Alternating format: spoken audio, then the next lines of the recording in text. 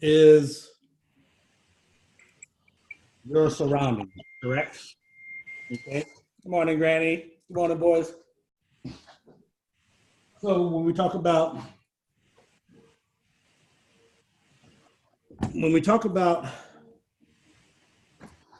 changing an environment, because you said we can't change people and you can't do what? Change the world, right? Mm-hmm. But we are great influencers. So here's the thing that I will share with you that I did. Remember I told you about the Compton incident where I pulled all in the middle of the street and the gangbangers went away and so forth and so on. Yeah. Well, here's kind of a whole package of how that worked when I was doing it, okay? And I wrote it down and it goes like this. In my appreciation, I allow myself to receive wonderful things. The best way to accomplish an improved environment is to focus upon the best things about where you currently are until you flood your own vibrational patterns of thought with appreciation. And in that changed vibration, you can then allow the new and improved conditions and circumstances to come into your experience. Look for the good things about where you are, and in your state of appreciation, you lift all self-imposed limited limitations, and all limitations are self-imposed, and free yourself for the receiving of wonderful things. So when they were asking, hey, we want our children to come out and play during the day without drive-bys and so forth and so on. And when we poured the oil, I had to be in a state of appreciation and allowing myself to receive the wonderful things in that neighborhood and not point at the bad things in the neighborhood. I couldn't point at the problem. I had to point at the, the potential of it.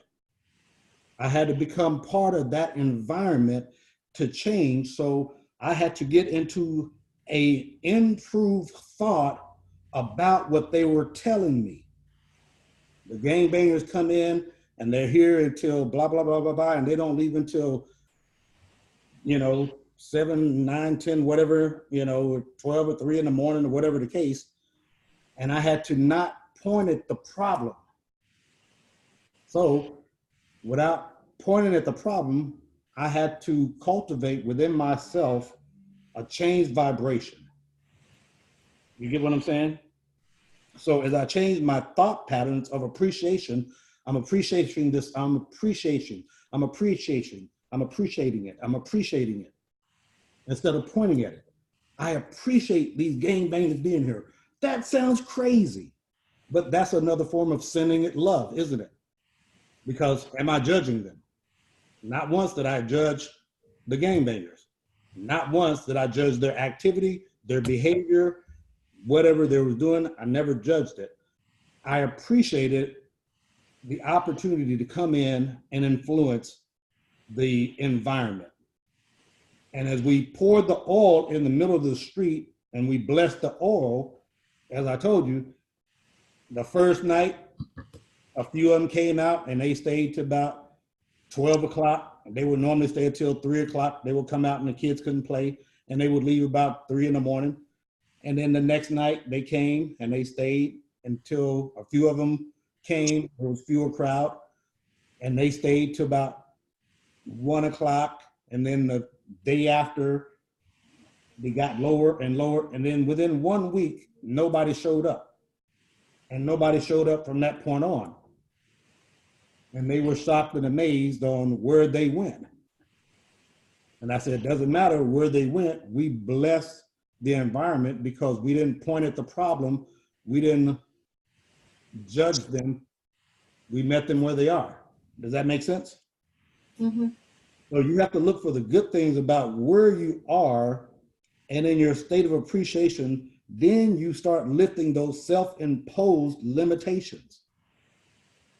So you don't point at it. And again, all self-imposed limitations are limitations. They're all self-imposed. Every limitation is self-imposed. Does everybody understand that? Every limitation is self-imposed, okay? So once you free yourself, then you start receiving the wonderful things. The best wonderful thing you saw, Melissa, was you saw the lack. What a wonderful thing to see. Why? Because now you see the problem. Now you understand the situation. Now you can better influence. You can now help people who cannot help themselves. Now you begin to plant the seeds just by you walking over then having a conversation, even though you said, oh, it went dead, because of the boldness of you going there made a great presence. That means you're not afraid to talk to anybody, and they showed, hey, she's not afraid to talk to anybody. And you at least had a conversation, but you discovered the real issue, that there was lack within that house, within that community, within that environment. Does that make sense? Everybody kind of understand that? Yes, no, maybe so? Yeah. Got it. All right. Any testimonies, by the way? Anson, what's up? You can see I'm in a different room. Yes. I'm in my friend's basement for now. But it's as how I discussed with mom, this change. It's weird because I told my mom that I was contemplating in changing my place, but what mom told me struck me, and I was like, yeah, I'm changing. And she told me this: is the change making me happy? And it didn't take me very long. It took me a split second to say, of course, like, yeah, like, what can I ask for? I just want to put the last place behind me, right? And so I decided to move. And so I moved for the past few evenings after work, and I finally got all my stuff together. And then, funny enough, what was that? Oh, a friend of mine texted me back, and I have not chatted with him for 4 years. Oh, wow. And my last text, I still have it in my phone history, was like, hey, let's hang out. And so he replied, hey, let's hang out. I was like, whoa, did he just copy my message? 4 years late. 4 years. 4 years. I just had to wait for 4 years, and then he'll reply me, right? He replied 4 years. but it was a good one, because I remember about a week ago, I was thinking about him, and I was like, I have not seen him for years. And sure enough, when I look at the history of my text message, it literally said there, September 27th, 2015. My last message. Wow. Cannot make exactly 4 years to date. Cannot make that up. So it takes him 4 years to say, oh, let me text Anson back. Make sure you don't ever borrow money for him. No. Well, congratulations on your move. And I see the confidence on your face, and it is such joy. That is the blessing, definitely. Any other testimonies? By the way, praise reports, anything at all? I'm just thinking about if, let's say, before we go to a place, we're going to do something. We always do pre-paving, right? Prepare the situation, and if possible, what kind of outcomes you want. Doesn't that kind of change the situation over there? Yes. But here's the thing. What you're really doing, honestly, is you're changing your consciousness first before anything. That is what happens first. It's consciousness first, and then the manifestation follows that. In other words, you see the change after that. Yes. So, in essence, you're right on what you're saying, but you're changing the consciousness. So is it the same as blessing that place? Absolutely. You watch this.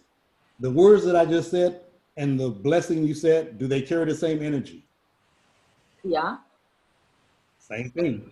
Does that make sense? So when you bless it, you're still giving it what? Love.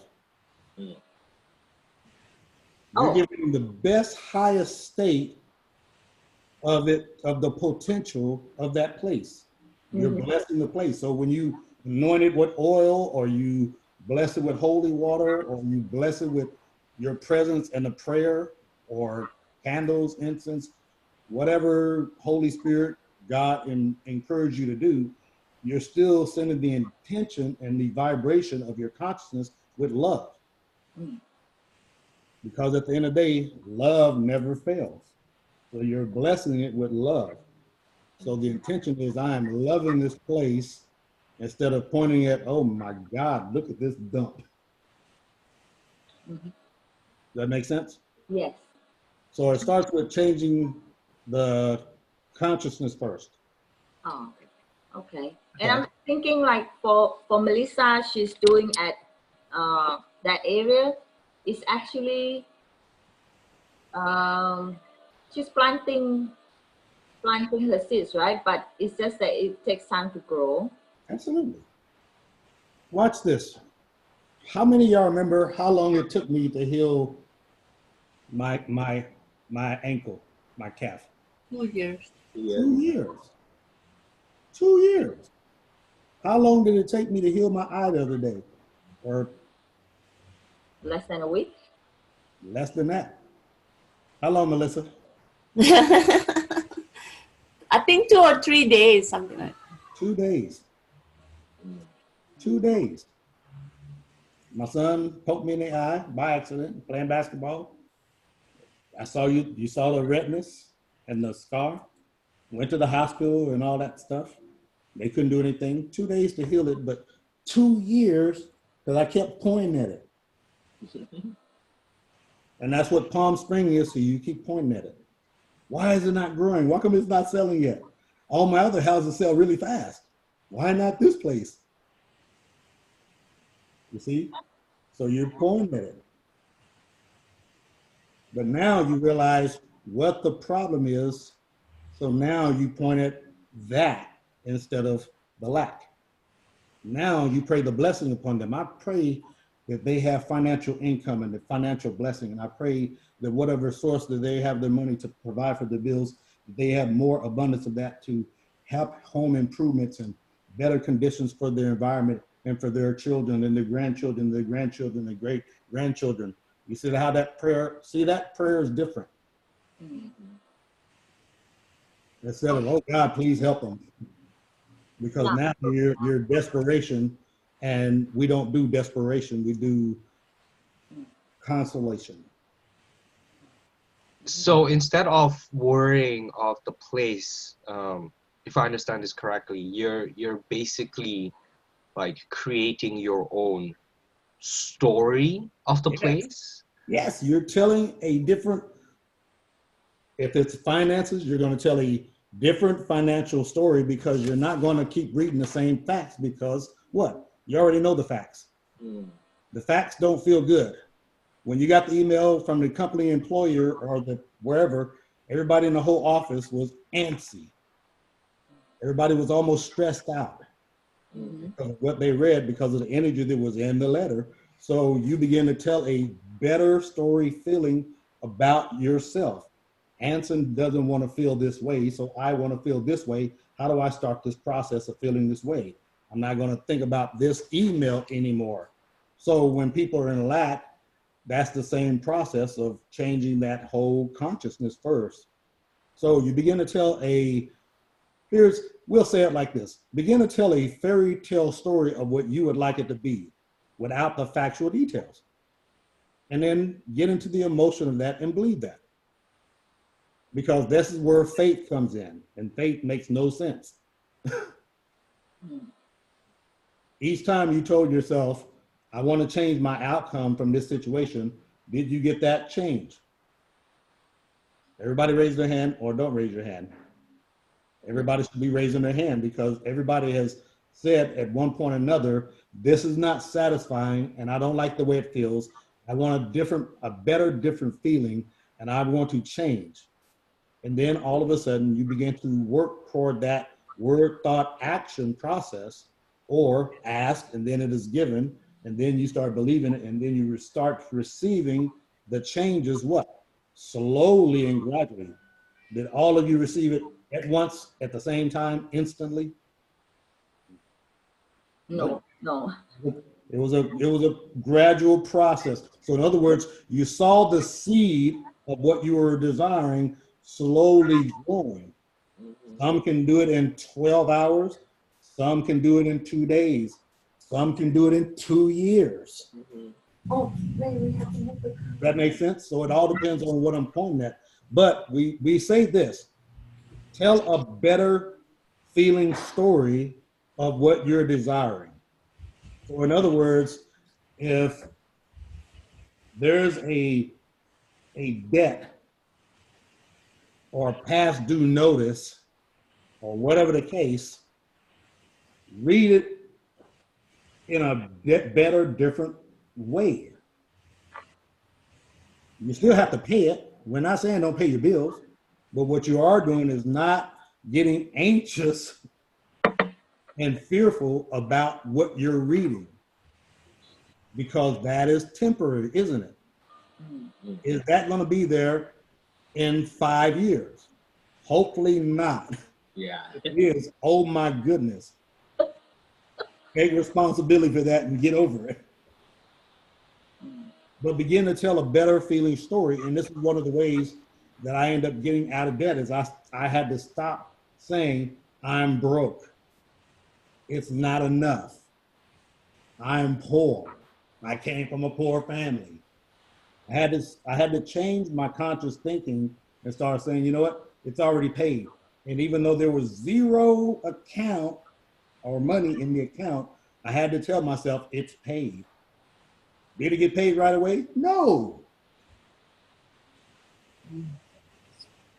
You see what I'm saying? But I had to keep working at it and working at it and working at it until finally, guess what? Matter of fact, I'll give you a great example. At my old church, when I was the assistant minister, and I used to write tithes, which is your money to the church. That's called tithes and offerings.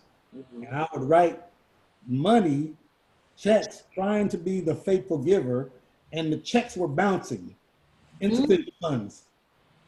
And I'm trying to be in faith, writing these checks. So the treasurer comes, he said, Brother Meekins, please don't write no more checks. So, They keep bouncing. keep bouncing checks. So I said, okay, God, what do? He said, write another check. I said, but he told me don't write another check. Write another check. So I wrote another check, and all of a sudden this check cleared. I ended up getting money from a tax return that was like it was a very small amount, but it was like $120. And I wrote the check for guess what? How much? $120. And it cleared. And at that moment, it was my breakthrough. I was like, yes. And because of that excitement, I began to write more checks. And as I wrote more checks, more money began to come in because I had more resources of money coming in. Does that make sense? Yes. But it was a process that I had to work at, and I had to get my head beat up a couple of times. Pastor, don't write no more checks. You're costing us money and you're costing yourself money. The only one who's getting rich out of here is the banks. So every time they wrote a check, they were fearful of cashing that check behind me. Until finally I was able to write $600 checks. And they were like, oh, we're happy that pastor's writing $600 checks every month. So, but I had to start off with $60, and that $60 check would bounce. Couldn't even afford $60 to pay God because I was still in lackful thinking. It's not enough. It's not enough. It's not enough. I have to help this person. I have to bless this person. I have to, and basically just mismanage all my money. And then God got the scraps, basically. And then yes. So I was telling Anson, I said when you have, because we are going through the process of buying the house, so he's seeing that a lot of bills are coming in. So I told him to be grateful that the bills are coming in and then you can pay them off, Mhm. right? Don't feel burdened by it. Right. Because it means that more is flowing. Well, I said the thing about money is that it's not flowing to you for you to keep. Right. It's flowing in and flowing out, right? It needs circulation.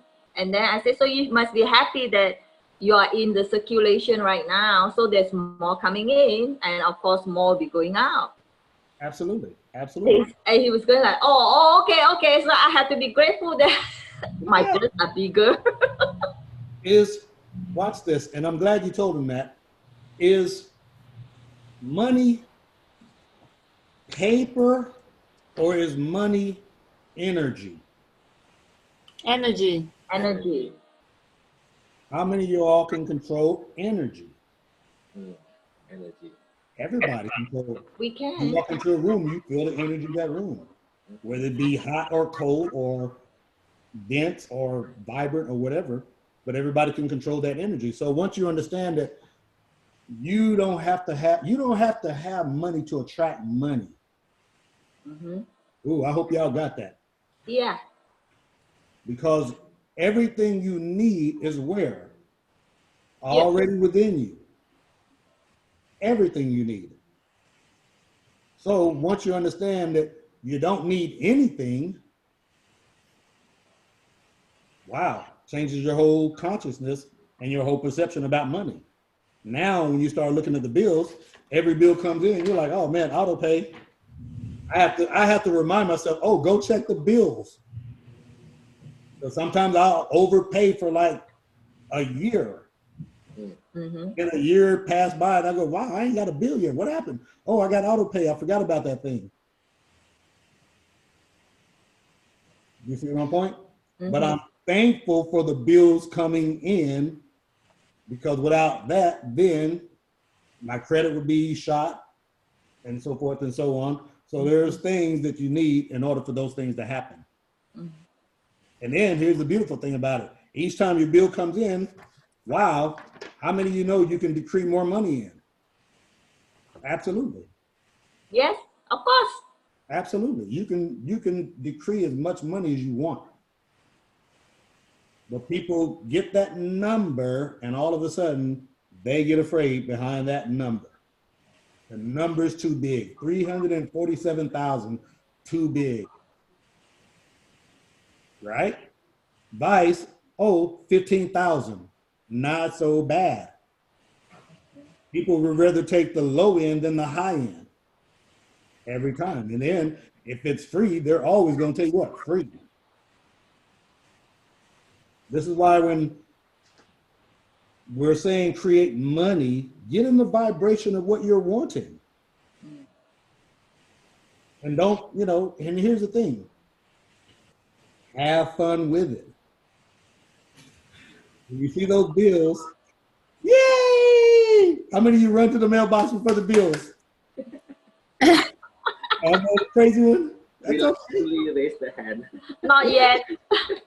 Not after that. Run to the mailbox to get those. Yes. If you didn't have the mortgage note, where would you live? If you didn't have, where would you get your source of hydration? If you didn't get the electric bill, how many of you are candle makers? True. You see what I'm saying? Mm-hmm. All these things are attached together. So thank God I got a mortgage bill, a water bill, a trash bill. Because what about the homeless person? Bless his heart or their heart. Mm-hmm. What about their condition? See, we complain about the things that we have, but then when we forget about the people who don't have it, legitimately don't have it, who's under the bridge or sleeping in the bushes or sleeping in cars or sleeping in trash cans or behind restaurants to keep warm and eating out of the dumpster, we forget about them, don't we? And we forget to count our blessings on, man, I am so happy to get this because that guy, he's in a worse situation. Yeah. Way worse. What if I was in that situation? What would my state of mind be? Could I even accept? It's easy to accept this teaching when you're full. It's easy to accept this teaching when you got a roof over your head. and good clothes on your back, and you're healthy. Try to talk to somebody who's incarcerated about this teaching. Their mindset is totally different than our mindset. Talk to a person who is in their last stretch of stage 4 cancer, and the doctor's already told them they got 6 months to live. Hard for them to accept this teaching. You see what I'm saying? The person who's just lost their child, hard for them to accept this teaching. You're full, showered, smelling good, breath is clean, teeth is clean, ears clean, showered hair. It's very easy to say, oh yeah, I can practice this. You see my point? Mhm. So we have to look at it and different consciousness of thinking and compassion. What about it? It could be worse. This is why we always say, we use the analogy of fear is what? Fear equals what? Death. Oh, I'm afraid of flying. No, you're afraid of dying. It's the same thing. You just don't look at it on those levels of thinking. So appreciate the bills that come in. Be thankful for them. Yes. Yes. Does that kind of help a little bit with the mindset a little bit? Yeah, kind of set it on the right path. It just has been my sense, you know, because I see that especially in Asian family, the old people always believe that when you have money, keep hold, you know. I was telling my mom, I said, no, mom, how much can you keep? All of it, they say.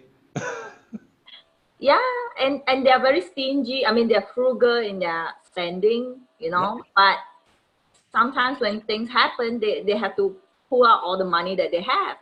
Yeah. So I always tell my kids, I said, where can you keep your money? Right. I say, if you keep it in your pocket, it will be stolen. So money is everywhere. So just feel that you're very rich and that you'll be provided for. Absolutely.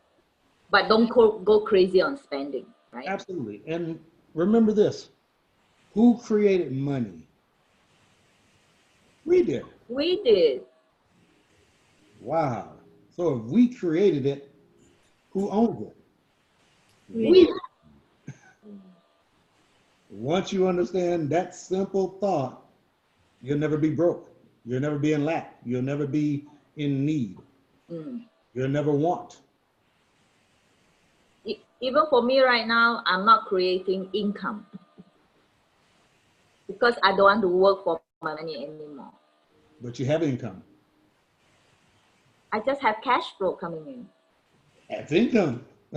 I don't need income. I just want cash flow, cash coming in. Well, And then for Anson, like for you guys who are working, you guys can say, you know, many kinds of cash flow, many kind of income coming in. You know, don't say that I work very hard for my money. Right. No. Say that again. That is a great saying. Don't say I need to work hard for my money. How many of y'all have heard people say that statement? All the decent, honest people would tell us to work hard for our money. Now it's the generation to work smart, not hard. Right. But then everybody who worked hard did what? Worked hard. Now watch this. The people who made their money very easy, were they kind of envious that they didn't say, oh, I worked hard for my money? No. They always say that I love my job. Love my job. I love my career. I love what I do. It's the best thing ever. And this guy's over here sweating, stressing, heart about to jump out his chest, pulling their hair out, turning gray, wrinkles. Why are you not working hard like everybody else? You're lazy. You're slowful. No, I understand how this works. And once you understand how this works, now, and it's okay if you want to work hard. I know people work 5 jobs to make ends meet. Seriously. And guess what? They're happy doing it. And I say, hey, knock yourself out. If it brings you joy, so be it. But if you're stressing about it, not the way to go. Not going to do you any good whatsoever. And the thing is, each one of us, honestly, at the end of the day, should take responsibility for our own actions.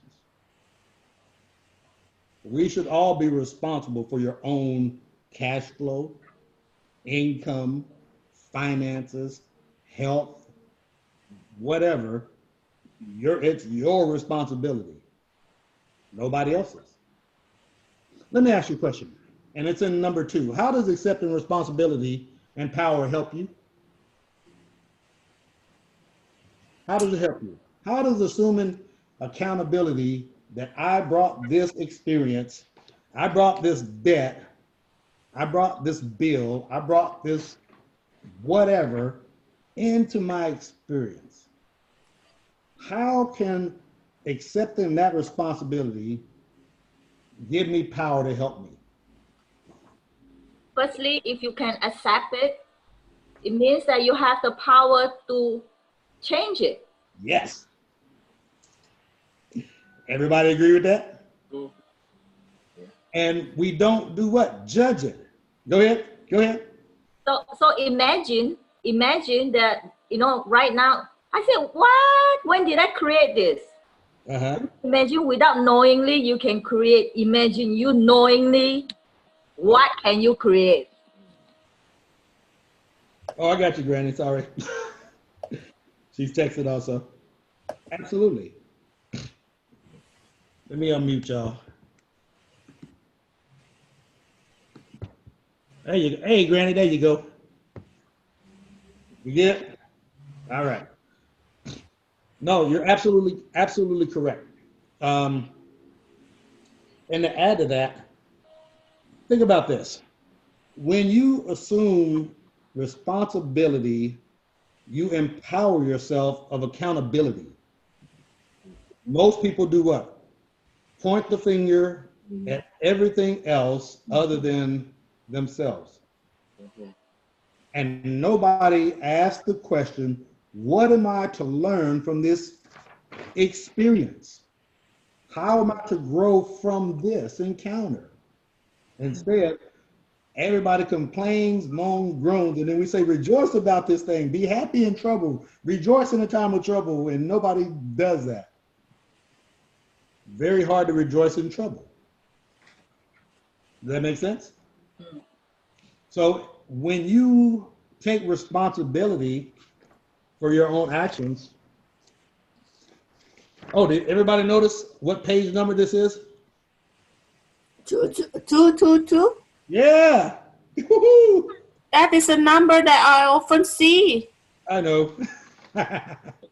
What does it mean? Balance, harmony. Yeah. Balance, harmony, duality. Yes. Balance. Perfect synchronicity. Okay. All right. Here's an important word that we will share with you. You've heard many times before, but when you truly reach a point of assuming 100% responsibility of what you think, what you feel, what you see, and what you experience, this creates a quantum leap in the other direction. It creates a quantum leap toward self-observation, toward the freedom that you are seeking, toward the healing of the soul, toward the realization of your purpose, toward awakening. Without it, the spiritual journey never quite gets off the ground, literally. You never quite ascend, and you cannot ascend without the assumption of complete responsibility. You must extricate yourself from the psychic enmeshment with other webs of relationship, in the sense that you have come in to perceive that that they are causing your decisions. Everybody have heard people play the blame game. The devil made me do it. The devil's fault. It's the wife's fault. It's the husband's fault. It's the kid's fault. It's the dog's fault. The dog ate my homework and I can't turn it in. Right? they never take the responsibility of the ownership, right? This is what we're talking about. And what happens is when we talk about the web of relationship, these are all the energies and all the people that are in your web, right? And what happens is when people are in the other direction of what you are, they build different webs. So you notice if somebody complains, how many other people complain with them? Many. Many. It's always normally one who says, I'm not going to complain. I'm not going to join that party. I'm kind of going to stay over here and be quiet and kind of do my own thing. Or you interact and say, you know what, hey, that's not a satisfying thought. Let's kind of change the thinking, or you kind of change the conversation and change the flow of what the energy is of what they're thinking. Does that make sense? So you don't want to create those type of webs, okay? In other words, you must assume power. You are well aware of those in your third dimensional reality who assume power. You sometimes love them or loathe them, but they are powerful. Can you assume the same power in your own life? Everybody say yes. Yes. Can you come to look at your beloved if you are in a relationship and say, you know something? This being is not causing me how I feel. This being can never fulfill me. This being has nothing that can extricate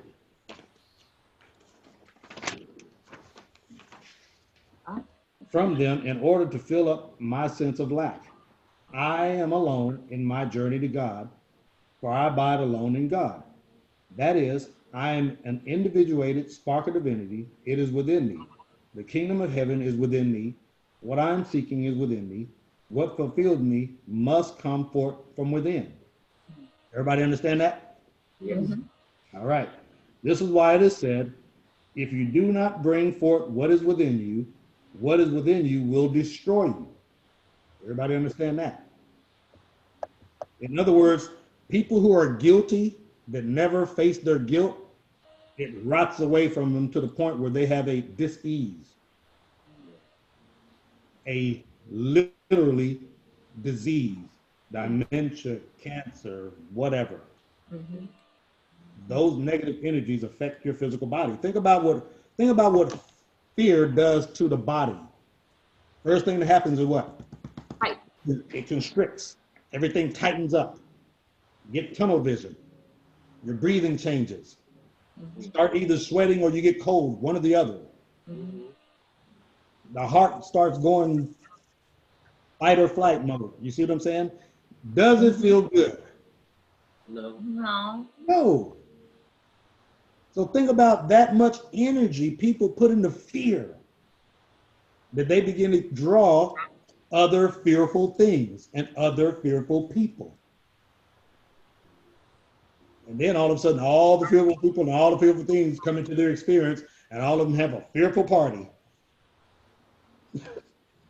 Make sense? So,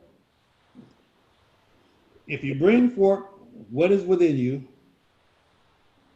will save you. As the new ascended master Antonio Williams would say, if you don't go within, you go without. If you don't bring forth what is within you, and what within you is love, is Christ, you feel burdened and unfulfilled. Usually most human beings go through their entire life with a sense of unfulfillment, lamenting what the world has done to them, lamenting the decisions and choice they've made. How many of you heard people are still, I know people right now still living, how many people know people still living in the past? Yeah. Can't let that, go ahead. Can't let the past go. Every time, oh, something that you ask them, man, how long has that been? 15 years ago. 15 years? You're holding on 15 years? And people hold on to grudges even longer. And then when somebody passes, that grudge is still held from the grave. Yeah. Yeah. But the person who's living now feels what? Guilty. Because he didn't do what? ask for forgiveness.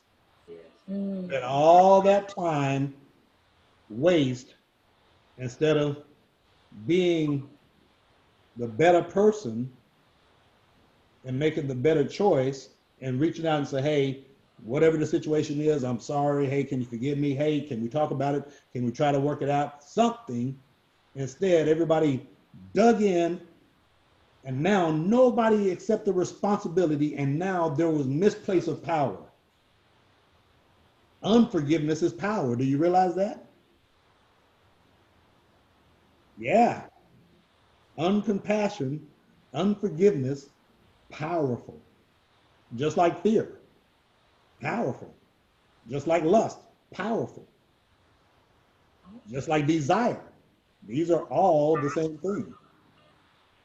You all just put different labels on them. That's all. So in essence, you're still talking about the same thing, just different piles. But guess what? They all carry the same energy. Watch this. Let me ask you all a question. What does fear and faith ask of you?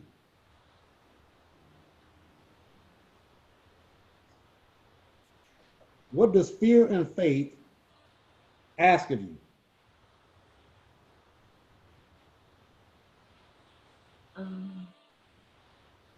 Fear and faith?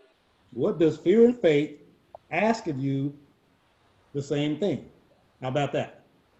Fear and faith ask you to believe in the same thing. What is it? Fear and faith ask you to believe in the same thing. What is it? Don't overthink this. This is Okay, faith is always is believing in something that does not, Makes sense. now. not the truth yet. It's not something. Now faith is the substance of the things unseen. Yeah, Yes. it's about the unseen. So is fear. Fear is also afraid of the unseen. Faith and fear ask you to believe in the what? Unseen. Yeah. They both carry the same believing, the same energy, the same everything, just on different spectrums. Just like hot and cold, you're talking about just a measure of what? Degrees. Yes. Celsius, Fahrenheit. You're just talking about a range of degrees. That's it. Still unseen. Can you see degrees? No, Of course not. it's just a measurement. It's just a measurement. How do you measure faith and fear? And the amount of sweat that ran down your face. By the energy of what you're putting into. The more faith I have, the less fear can come in and invade me. Oh, yes. Oh, okay. And vice versa. Or if I don't meditate and pray and get grounded, then once I go out, it's easy for me to point at something that might influence my thinking to judge something or be fearful or whatever the case might be, whether it be a person, place, or a thing. I can totally attest to that, mainly because when you say that both are the unseen and you actually feel exactly the same, I remember about a year ago when I was still in the temporary position at the regional district, and I was about 1 month away from the end of my contract, and I told myself, I am scared for my life for this job. What happens if I lose it? And back then I didn't have a car yet either, so I was walking home and I was crossing roads carelessly. Thankfully the car stopped for me, but I just had this panic attack. My heart started beating really quickly, and I started taking shorter breaths, and I had tunnel visions, and I wasn't walking really straight, and I got home safely. And then another thing came in, a different time, but this time it was actually regarding to the house, where I told myself a story where I got so excited, and then I had the similar feeling, minus the panic attack. Right. My heart was beating really fast. I was getting really excited, and I had tunnel visions, continuing writing what I wanted or what the house is going to be. And I started looking at houses online, and I just got super excited, and I lost track of time. And both of those scenarios are, I'd say, the feeling is the same, except it's a different magnitude. One is down into the drain, and the other is up into the skies. Yep, absolutely, absolutely. You're either high vibration or low vibration. We want to have you in such a high vibration that you bring all those things that you're wanting and desiring, because in reality, that's how you really assume your power and responsibility. When you recognize that these two things are the unseen, require me to believe in one or the other, and if I understand that this side of the faith, which is attached to the love, if I go down this route, then I get more love, more love, more love, more love, and I increase in more of that. But if I go down the other path, now, honestly, we all grew up in that fear before we got into this faith first. Every last one of us. Does that make sense? Okay, let's see.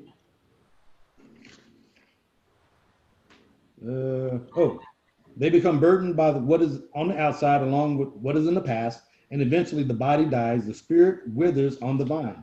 At death, another quantum leap occurs that is shocking as they discover themselves to be popped back into another vibrational state that often triggers great fear. Very few beings upon your human plane have entered death consciously. It is indeed time, even for those of you that are reading and hearing this lesson, to simply make a decision. I will enter into the transition called death with deliberate consciousness. I will make sure by beginning now that I carry no resentment, that I have forgiven everyone and everything, and as the body does enter that state, I'll release the world and require nothing of it. I will not long to run off in freedom, but I will experience death consciously. I will notice the subtle energy changes as I flip from this dimension into another at the speed of light.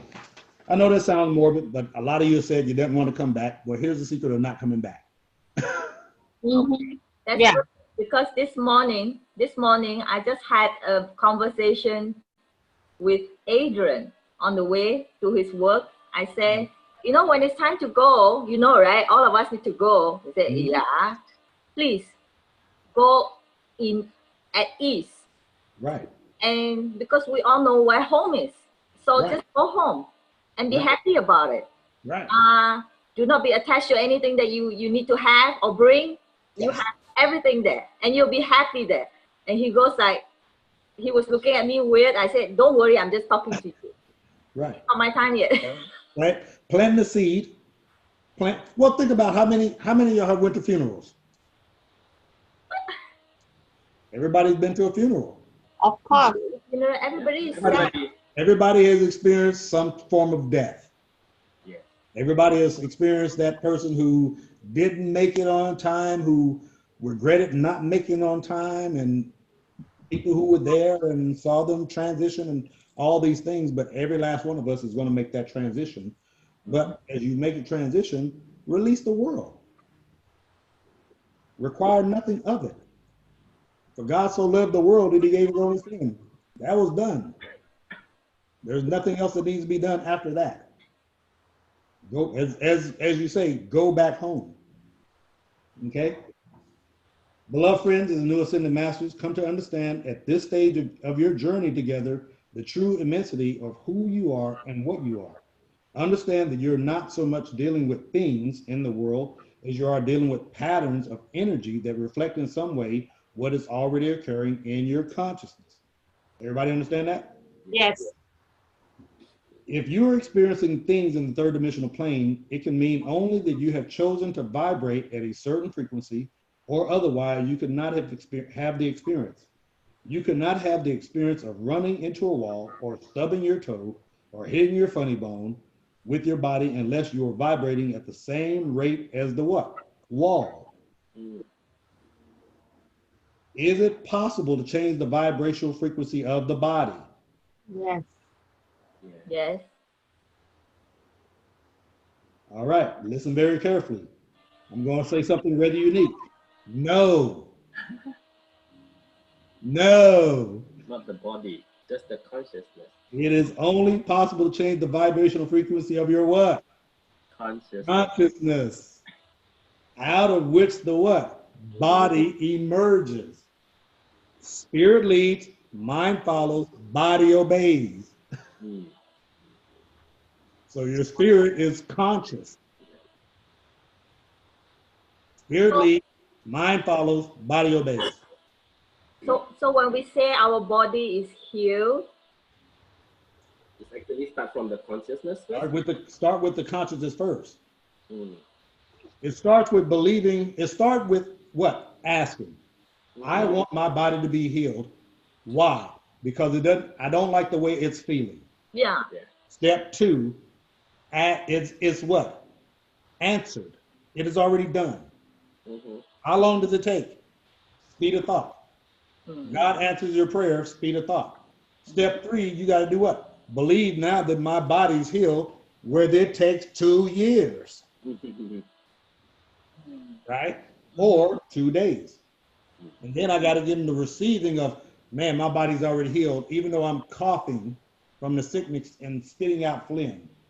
Mm. But notice you'll go from, I want to be healed, I want to be healed, I want to be healed, I want to be healed, I want to be healed, to I'm healed, I'm healed, I'm healed. And you'll see your body, what? Emerge from that. But it starts where? From the vibration of the consciousness. That makes sense? Mm-hmm. Yeah. I usually tell my family or my friends, I say, I don't have time to be sick. I need to be healthy. I don't have time for that. Okay. That's right. And your body understands that vibration of, she don't want to get sick. So now we're going to have a perfect immune system. And not only that, every cell is happy and healthy. Mm. And as they're happy and healthy, you stay younger looking and more vibrant and more energetic. So now no diseases or viruses or infections can ever enter your body, because you've already decreed as God, I'm healed. Not only healed, but I'm whole. Difference. Let me teach this for a minute. When a person is healed, can they get sick again? Yeah. When a person is made whole, I'm not get sick. they never ever get sick. Yeah. Mm. It's a bubble. If you hear me do a healing and I say they're healed, more than likely they're going to get sick again. Mm-hmm. If we say they're whole and they're in that believing state that they're whole, they heal themselves to be what? Whole. We just influence their healing of themselves. Mm-hmm. But those who are sick have to keep coming back for prayer because they don't believe that they're what? Whole. Mm-hmm. Here's why. They're holding on to something within the subconscious that is eating away at their spirit. Call it guilt, call it grudge, call it judgment, call it hate, call it whatever. Call it, oh, I didn't forgive my ex-wife or my ex-husband, or I had resent people in the past. Mm-hmm. Those things cause those type of diseases in the body. Mm-hmm. Because they're holding on to guilt. So people who get cancer, people who get Alzheimer's, people who get dementia, people who get the other ones, it's because they're holding on to guilt that they've never forgiven. They haven't released it. They haven't released it. Even though they praise the Lord and they're praying for healing, they have not forgiven themselves and forgiven that situation or that person. Yes. So, question. So now, if that person is already having dementia, they will not remember of it. So now they cannot forgive themselves, right? where you come in and influence. My uncle had dementia, and I healed him of dementia. They gave him a certain time to live, and he had moved from Fontana, California to Georgia. And my aunt Barbara called me and told me of the condition. And I asked him to put me on the phone with him. And he remembered who I was. And because he remembered who I was, I asked him, and he was in that moment, he was in a right state of mind to agree with me. And at that moment, boom. And the nurses saw gradual change where he remembered everything, and they took him out of the home, out of the nursing home or wherever it is, hospice. They took him out of the hospice. He lived an extra 5 years. And he died of natural causes because he was 70-some years old. Okay, so you know Caroline Jamerson? Yeah. Caroline Jamerson is in a home. She's having dementia. Yeah, but watch this. How many people have already agreed that she had dementia? Everybody. How hard is it going to be to change that influence? Very hard. Oh, even the people around her has to agree. Yeah. Everybody pointed at the problem, didn't they? Didn't we say don't focus on the problem? And everybody did what? Everybody went and told the story of she has dementia. She has Alzheimer's. The doctor gave them the analysis or the prognosis, and that person did what? Received it. Once you receive it, now you're responsible for it. What if she'd have said, no, I don't have that. I disagree with you. I trust in God, who's my healer, and change that mindset. How many of you believe that person would have got healed? Absolutely. I've seen it over and over and over and over. If you cut your hand, do you heal yourself? Yeah. Why can't the mind be the same? There's no different. There's no different whatsoever. But what people don't do is they don't believe. But they'll get the prognosis, and everybody will agree that this is what this person has. Does that person even have a chance then? How many people believe the opposite way? My point? Only me, but they did not do it. Right. Because look how many people influenced their what? Conscious thinking into believing this is my state of existence. Absolutely. And Granny said it best. You have to speak those things as if they are. Call those things already as if they are. In other words, the doctor comes in, you got stage 4 cancer. Hallelujah, I'm healed in the name of Jesus. He's going to look at you crazy. But you have to have crazy faith. Yeah. Faith does not make sense. People try to make sense out of faith. Not going to work. Faith makes more what? Faith. What is faith? Unseen. That's it. It's a believing in an unseen. Who does the believing? We. Who's in charge of the believing? We. So if you're in charge, who's responsible? We are. Go ahead. Yeah. So my mom in Indonesia, I just got a call from my brother like 2 days ago or 3 days ago, saying that her condition physically she's healthy, but her condition is that now she tends to forget a lot of things, and then she starts to always have the thought that whatever that she cannot find, somebody stole the thing from her, you know, her money, somebody stole the money. And then my brother is kind of stressed because she scolded all the maids at home and everything, accusing them of stealing her stuff, and everybody quits working. So So my brother even asked me how should it be? Should my mom come and visit me for a few months just to cool herself down or whatever? So we were thinking about that. But from what I know is back home she doesn't have any activity anymore. She will most likely just go out for breakfast at her favorite place and then come home and maybe watch TV the whole day through and all this thing. Yeah, and I believe those are the things that also doesn't make her mind work. So she also tends to forget things more often, easier kind of things. I was thinking if I can bring her here, what are the type of things that I should do to reverse like what Pastor just said about Teach her how to breathe. share kind of things. Teach her how to breathe, and it will reverse that. Here's this might sound extreme, but we promise you, if you do a distill, I don't know her if she's healthy, Yeah. then this is if you do a distilled water diet, only water for more than 2 weeks, what happens is within 72 hours, your intestines shut down.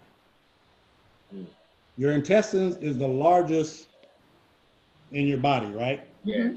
That is almost like your power cord, but it also carries the most bacteria and most things that are in it, which is what we call the gut. Okay, which is people when they say gut, it's technically like your stomach is your intestine. But what happens is once you shut it down, you can live on water. Everybody knows that, right? You can survive off water. Absolutely. You can survive 40 days on water.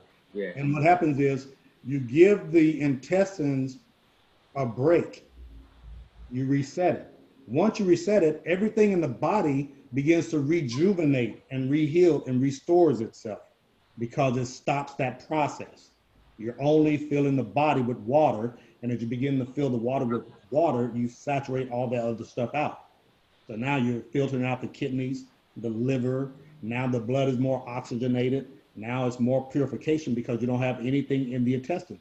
Why do you think anybody ever have well, you're probably not old enough, but a colonoscopy, they do what? They flush you out. Think about that. Why do they flush you out? Not only so they can get the camera to see, but it's to get the intestine to stop working. They stop it from working, which slows everything down. Do a research. Each of you do homework. Do research on distill water fast. Distill water fast. The second thing to heal the body is breathing. I'm gonna teach you a 5-method breathing that I've been personally using. That will also help. And here's the thing: when you breathe in meditation, when you oxygenate the body, so much oxygen, no dis-ease can exist in the body. Everybody understand that? Because oxygen, if you look at pure oxygen, what does it do? Destroys everything. It's almost like alcohol. That's why when you oxygenate the body, it's another form. Think about it. Anybody meditate so deep you get lightheaded and tingly? Think about what you're doing to the body. Putting Right? oxygen. Still water now. Think about what are you doing? Putting oxygen. Absolutely. But you're changing the physiology of your body, aren't you? You're taking it from one state of breathing to what? A whole nother state of breathing. And when you're in that other state of breathing, you're not even thinking right, are you? Yeah. You're in a different state of thinking. So as you're oxygenating the whole body, it's a purification. So water and air is the purification. So once people learn how to meditate, breathe, and hydrate the body properly with distilled water, Randy got some now, it flushes everything out. So once they stop the intestine from working, right, now everything starts rejuvenating, everything starts rebuilding, all the cells reverse themselves. Now the clarity starts coming back. Now the remembrance starts coming back. And the same thing with Alzheimer's, same thing with cancer, same thing with all of these things. And thank God for the medications and the radiation and all that stuff. But at the end of the day, this is what really heals the body is your believing. You are the one who heal yourself. So when we go and heal people, when I go and perform a healing, I always breathe first and get myself in that state of mind. It's normally through a distilled water fast or some type of purification for myself when I go. And as I teach you, I'm gonna write it out. Give me time, and I'll write out. It's 5 breaths that we do that I learned over the years that I'll teach you, and you can actually teach others that are in that state. Because at the end of the day, everybody got to do what? Breathe. So this is a quick way of healing. Think about this. If a person gets afraid and excited, what do everybody in the whole world tell them to do to calm down? Breathe slowly. Duh. Yeah. Duh.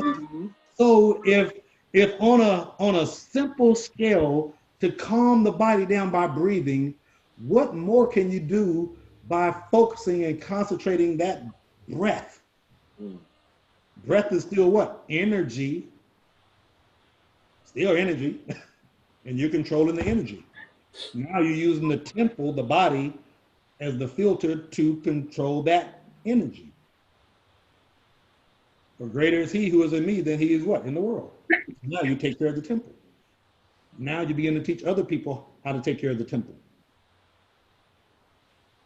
That make sense? All right. Questions, comments, concerns? All good? All right. We love you all. We'll see you tomorrow. Give me time, and I will write up the 5 breaths. Okay. And I will send it to you via email. Okay. All right. Yeah. And here's the thing: these breaths actually help with healing yourself and healing others. Oh. Okay. Before you do it on someone else, it is strongly, strongly, strongly advised that you practice it yourself first to get familiar with it. 2, there's a 12 count, and I'll explain it more, but I'm saying it now. There's a 12 count breathing. Don't go past the 12 count breathing. It's dangerous. It causes imbalances in the body. But I'll include that in the breathing write-up. Okay? Okay. All right. All right. Love you all. Have a blessed week. Thank you. See you tomorrow. Okay. Yes. Bye. Bye.